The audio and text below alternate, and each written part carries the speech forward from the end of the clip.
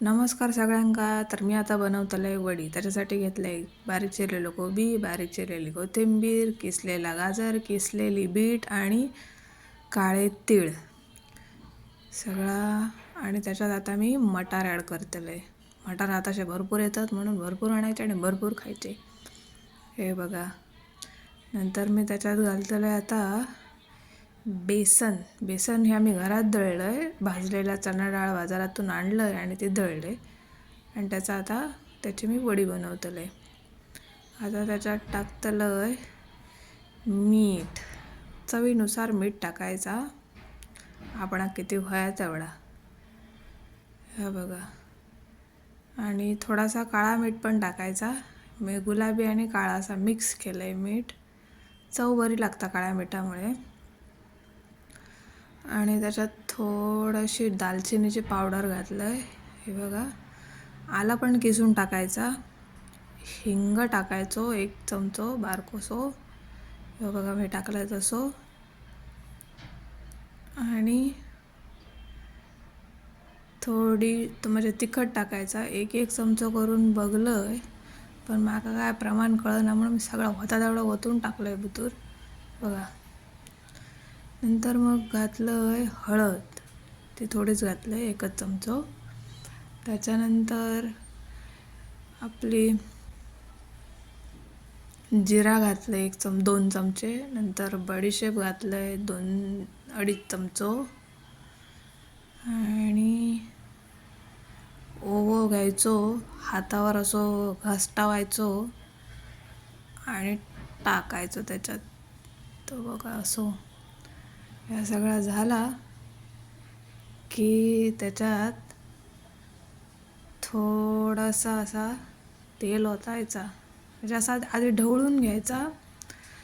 मी याच्यात आलं लसणाची पेस्ट पण घालू शकतास. मी घालीत नाही कारण आता शाकंभरी नवरात्र सुरू होतली तर आमच्याकडे कांदा लसूण चालत नाही. सो ह्या असाच मिक्स करून घ्यायचा. होय तर कांदो पण घालू शकताच तुम्ही, पण आमच्याकडे नाही. तर हे नवरात्री माका नवीनच कळतात लगीन झाल्यानंतर. आमका 1च नवरात्र माहिती होती. तर ह्यांच्या म्हणण्याप्रमाणे 4 नवरात्री असतात.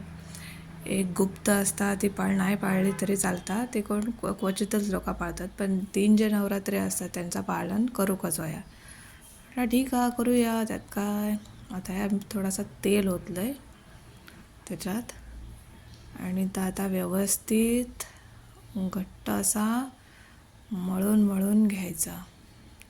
मी आला पण टाकला आहे त्याच्यात किसून, पण दाखवलं आहे नाही, घाई झाली गडबड झाली माझी.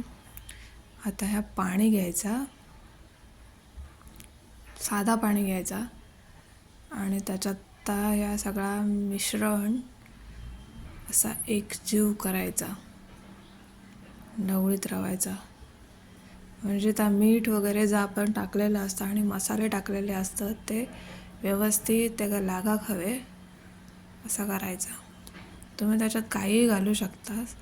म्हणजे मी आता आईकडे जायचं आहे, माझ्या आजीचा डोळ्याचा ऑपरेशन असा, तर तिकडे जरा जाताले 2-4 दिवस. आणि त्याच्यामुळे फ्रीजमध्ये ठेवलेले भाजी खराब होऊ नको म्हणून मी आता ह्या असा करतलं आहे आणि उकडून ठेवतलं आहे. ह्या बघा. कोबी, मटार, गाजर, बीट आणि आलं वगैरे. हे बघा. हे सगळं मिश्रण मी कुकरच्या डब्यात तूप लावून घेतलं आहे. तूप हो, माझा नाळ काय तुपातच पुरलेला आता बघा. तुपाशिवाय माझा काय जेवणच कंप्लीट होत नाही. बघा. असं आता व्यवस्थित चमच्यान घालून डब्यात भरतंय. आता बघा सगळा व्यवस्थित, सगळा जेवढा असा तेवढा व्यवस्थित त्या डब्यात भरायचा. हां, एक म्हणजे कणभर पण असा भांड्यात सोडायचा नाही बाजूच्या. ह्या बघा. पण किती जरी आपण ॲक्टिंग करू गेलो, चमच्यान करतंय, असा करतंय, तसा करतंय, पण त्या व्यवस्थित येऊ खया करू हातान केल्याशिवाय शहाणपणच नाही त्याच्या पुढे. बघा. हातान असा घ्यायचा आणि व्यवस्थित सगळा असा हातानं दाबून घ्यायचा. चमच्याने ॲक्टिंग करू गेलं ना तर व्यवस्थित होत नाही. तर काय काय जण करीत असतील, पण माका नाही झेपत असं चमच्यानं करू. हात स्वच्छ धुवायचे आणि असं थापून घ्यायचा डब्यात व्यवस्थित असा. थापून झाला की कुकर घ्यायचो मोठो, त्याच्यात पाणी बिणी, नेहमीची प्रोसेस आपली भातासारखी. आणि मग झाकण ठेवायचं त्याच्यावर, कुकरचा झाकण लावायचा आणि गॅसवर ठेवायचो शेगडीवर आणि खालून गॅस पेटवायचो आणि वाट बघायची 2-4 शिटी होतात काय असे. पण माझ्याकडे काय झालं माहिती आहे, मी गॅस चालू केलं आहे पण मी विसरले की आमच्याकडे पद्धत असा, नेहमी जेवण शिजवून झाला की गॅस सिलेंडर खालून बंद करायचो. आणि मी व्हिडिओ करण्याच्या नादात मी असं व्हिडिओ करतले, मी तसं व्हिडिओ करतले या विचारात मी ह्या विसरले आणि गॅस चालू केलं. शिटी होत नाही म्हणून आत येऊन बघते तर गॅस चालूच नाही होतो. म्हणजे चालू होतं पण लावलेलं नाही. शिजवलं आहे, 4-5 शिटी काढलं आहे. त्याच्यानंतर ह्या असा कायसा दिसता बघा. त्याचा खाऊक चव कशी लागता ती मी तुमका नंतर दाखवते, थांबा जरा. तर आपली कोबी आणि कोथिंबिरीची वडी तयार असा. आणि आता पाळी असा भोपळ्याच्या शिऱ्याची. तर मी आज भोपळ्याचा शिरो आणि पुरी बनवतलं आहे. म्हणजे जसं काकडीचा धुंडच बनवतात तसंच भोपळ्याचं बनवतलं आहे, जरा वेगळ्या प्रकारे. तर काल मी 1 किलो भोपळं आणलं आहे फ्रेश एकदम, आणि त्याच्या आता धुवून भेशी करून मी किसूक घेतलं आहे. बघा असं हळूहळू किसायचो. किसून झालेलो असा. आणि तर त्या भांड्यात चिकाटलेलं प्रत्येक बारीक बारीक किस त्याचं काढून घ्यायचो. पैसे देऊन भोपळं आणलेलो आता, असं काय टाकून देऊ नाही भांड्यात राहुलं चिकटाने तसंच ठेवलं असं नाही करायचं. सगळा काढून घ्यायचा, ठेवायचा नाही काय शिल्लक. सगळा काढून घेतल्यानंतर त्या परातीत असा काय तर दिसता बघा, कसं मस्त पिवळं पिवळं आणि हिरवट, वाईट छाल पण इली अशी वाटता, माझं लक्ष नाही. असं काढून घेतलं आहे हो बघा. आणि नुसतं त्याच्यात पाणी नाही घालायचं, काही एक घालायचं नाही. एक बारको कुकर घ्यायचो आणि त्याच्यात भरायचो आणि तो कुकर शेगड्यावर चढवायचो. 3 शिट्या काढायचे, भाताक काढतो तसे 3 शिट्या काढून झाले तोपर्यंत इकडे तयारी करायची. हे अक्रोड, मनुका काळे, बदाम, सूर्यफुलाचे बिये, भोपळ्याचे बिये, कलिंगडाचे बिये आणि भाजून ठेचून घेतलेले शेंगदाणे, ओल्या खोबऱ्याचे कातळे काढलेले, कोतळे नाही कातळे, आणि बारीक रव. जाडा रव वापरतात पण आम्ही नाजूक माणसं असल्यामुळे नाजूक बारीक रव घ्यायचो. तर ह्या सगळे तयारी केलं आहे. आणि तो बघा भोपळं त्याचं शिजता एका बाजूक कढईत काढून घेतलं आहे तो, आणि एका बाजूक ते दुसऱ्या कढईत तूप गरम करत ठेवले. तूप गरम करून झाला, म्हणजे जसा गरम झाला तसा मी त्याच्यात काळे मनुका टाकले. काळे मनुका जरा वेळ लागता ना फुगा, म्हणून ते काळे मनुका आधी टाकायचे. ते टाकून झाल्यानंतर अक्रोड टाकले. अक्रोड नंतर बदाम टाकून झाल्यानंतर सूर्यफुलाचे बिये टाकून झाल्यानंतर कलिंगडाचे बिये टाकायचे. आणि मागे ताटात उरतात ते भोपळ्याचे बिये. सांगतंय थांबा आधी प्रोसेस होऊन देत सगळी. तर भोपळ्याचे बिये ह्याच्यासाठी, आता भोपळं गेलो आम्ही काय करायचा म्हणून बिये बडबडाक लागले. तर त्यांना म्हणतात चला तुम्ही चला, काय ढकलतं, ढकलून दिले त्यांना पण तुपात होऊन देत काय तर म्हटला. कटकट नको पाटसून कोणाची. हे बघा कलिंगडाचे भोपळ्याचे पण बिये उतरू घातलं आहे आणि असे व्यवस्थित ढवळून घ्यायचा. ते बिये भाजाक होय सगळे करकरीत हो गए एकदम भाजान मस्त. आता झाला की मग आता खोबरा टाकायचा. आता ओला खोबऱ्याचे कातळे काढून ठेवलेत ना आपण, ता टाकायचा आणि असं ढवळायचा. ढवळून झाल्यानंतर त्याच्यात रवो ओतायचो, बारीक रवो. आपणाक होय तेवढं, मी जरा जास्त घेतलं आहे कारण गोड माका पण आवडता आणि माझ्या अहंका पण आवडता. आणि असा ढवळीत राहायचा रवो तो पूर्ण त्या तुपात भाजा होय. लक्षात ठेवा. कच्चं रावता नाही, कच्चं रावलं तर मग पिठोळ कसं तरीच लागतं. हे बघा, हे व्यवस्थित भाजलं आहे आणि तो बाजूक दिसताना तो दुधाच्या पॅनमध्ये मी तर दूध उकळून घेतलं आहे म्हणजे ओतूसाठी. मग आता जरा बघी होतं आहे कढई हातानं नुसती उचलून ओतूक स्टंट करू, पण कायचे स्टंट अंगावर वेतण्यापेक्षा बांचऱ्या घेऊन केलेला बरा म्हणून एका फडक्यानं उचललं आहे कढई, ओतलं आहे त्याच्यात आणि परत ढवळूक सुरुवात केलं आहे. हे बघा, भोपळं ओतलं आहे शिजवलेलं भोपळं असं ढवळून घ्यायचो त्या तयार केलेल्या मिश्रणात. चांगलं बरं त्याच्यात मिक्स होऊ असं ढवळायचो, कणान कण एक जीव होऊक हे बघा असे छानपैकी ढवळून घ्यायचं. आणि त्याच्यात आता कुटलेले शेंगदाणे घालायचे. ते तुपात नाही टाकायचे, भाजलेले असतात ना त्याच्यामुळे आधी तुपात नाही टाकायचे. मग त्या ढवळून घ्यायचा आणि ह्या उकळता गरम गरम दूध त्याच्यात ओतायचा. त्याच्यात रवो शिजाक होयो अशा प्रकारचा दूध घ्यायचा. मी सगळा होता अर्धा लिटर तापवलेले, सगळाच ओतलं आहे. कंजूसी अजिबात करायची नाही, सगळा ओतायचा. शिल्लक ठेवला तर एवढूशा तो दुधाचा करणार काय, चहा पाणी काय आम्ही दुधाचा पित नाही, म्हणजे चहा पाणी पितच नाही. बाहेर परदेशात गेल्यानंतर तिकडचा जरा पिलाव तेवढाच. आता हे असा व्यवस्थित ढवळायचा. तर माका वाटायला लागला दूध कमी पडता म्हणून हातात आपण ओतलं आहे. म्हणजे असा करून थोडा करून सगळा दूध मी त्याच्यात ओतलं आहे. कळतला तुमका पुढे.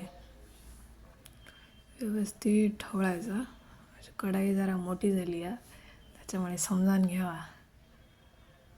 हे बघा, हे असा लास्ट स्टेजला इल्यानंतर असा त्याच्यात गुळाची पावडर ओतायची. मी जरा कमी घातले कारण आमच्याकडे अगोडच चालता. जास्त गोड केला तर मग कंटाळा येता, पोटाही कंटाळता, म्हणून मग मी गुळाची पावडर घातली त्याच्यात आणि ती ढवळून घेतलं आहे. अशी व्यवस्थित परतवून घ्यायची. हे बघा, आणि गॅस कमी करायचो, मंद आचेवरतीच करूचा आहे सगळा. तर झाल्यानंतर मी आता त्याच्यात वेलची पूड टाकतं आहे. हे सगळे रेडी पूड असतात आणलेले, घरात काही मी बनवित नाही. वेलची पूड घालून झाल्यानंतर मी आता जायफळाची पूड पण टाकतं आहे त्याच्यात. पोटा भोगाक नको खाऊन आणखी कोणाची, म्हणून ह्या असा करायचा, चांगला असता तब्येतीक. हे बघा, हे असे व्यवस्थित परतवून घ्यायचा. हे बघा, हे असा दिसता फायनली. कढईत असताना हे असा दिसता, बारीक गॅसवर ढवळीत राहायचा. हे बघा, आणि चमच्याक लागलेला असताना तर कढईवर ठाण करून आपटूचा नसता, पण मी आज आपटलं आहे कारण लाकडी चमचं होतो म्हणून. आणि मग तो नंतर स्टीलच्या दुसऱ्या बोट चमच्याने मी त्या काढून घेतलं आहे. हे बघा, आणि दोन्ही चमचे त्या कढईत ठेवले. दुसऱ्या जी वापरून झालेली आहे, खाली ओट्यावर बिट्यावर ठेवायचा नाही, काही पण मुंगळे येतात, जुरळी येतात, आमच्याकडे नाही येत म्हणूनच. नंतर मग एक डबो घेतलं आहे, त्याका तूप लावलं आहे, थोडासा सारण त्याच्यात घातल्यानंतर तुळशीची पानं त्याच्यावर मांडलं आहे कारण वास छान येतात त्यांचं आणि टेस्ट पण मस्त लागता तुळशीच्या पानांमुळे. जसं आपण सत्यनारायणाच्या पूजेक शिरो बनवतो ना तसाच, त्याच प्रकारचे असे मी तुळशीची पानं लावले. त्याच्यावर उरलेला सारण असा चमच्यानं घातलं आहे. हे बघा, एक करून ह्यो लाकडी चमचो घेतलं आहे, त्याच्यामुळे जरा माका उशीर लागता पसरवूक त्या. पण काय नाही, मी करूनच दाखवणार बघा आता. हे बघा,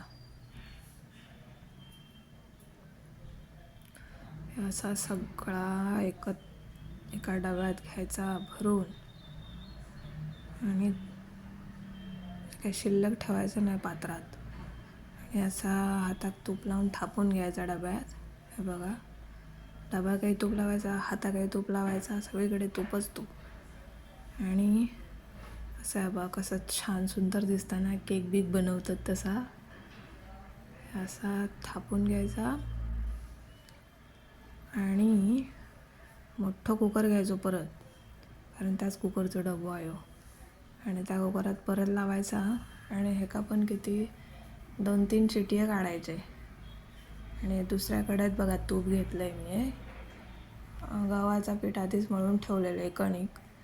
त्याच्यात आता मी हे पुरी तळतं आहे.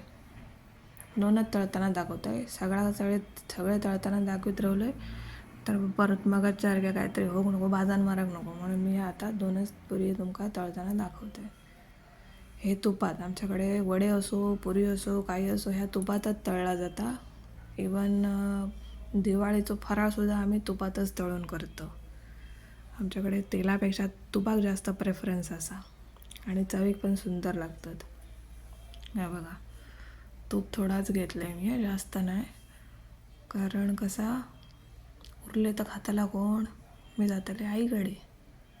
हे बघा हे असे फुगवायचे त्यांना जबरदस्ती.